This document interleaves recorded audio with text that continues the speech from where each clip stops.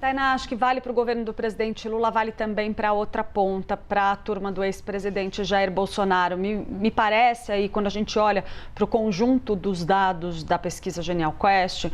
que a gente tem uma série de elementos que ajudam a alimentar a tese de que existe um anseio, mesmo que incipiente,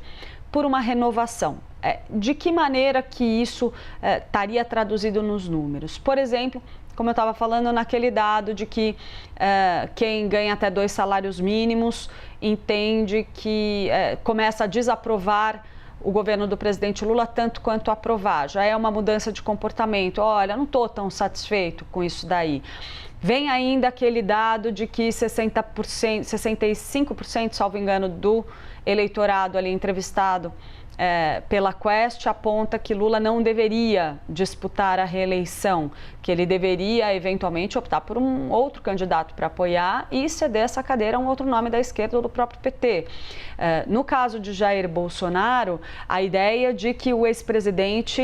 deveria desde já abandonar essa conversa de eu sou o candidato à presidência e já optar por uma alternativa no campo da direita, daquelas que a gente listou mais cedo, porque tem outros nomes que aos olhos do eleitor parecem se mostrar viáveis, senão a tendência seria que o entrevistado dissesse não, Jair Bolsonaro tem que ir até o fim, porque ele é o único capaz de vencer Lula. A gente olha para esses dados e para outros números da pesquisa Quest e começa a ficar muito latente ali a ideia de que o eleitor está olhando para o cenário que está colocado, essa polarização ali entre Lula e Bolsonaro, sempre esses dois personagens, que talvez aquilo já tenha um clima de já deu aí. O que não quer dizer, eu acho que seria um erro, né, achar que a gente está falando aqui de acabar com essa polarização política e alimentar imediatamente a ideia de uma terceira via. Não me parece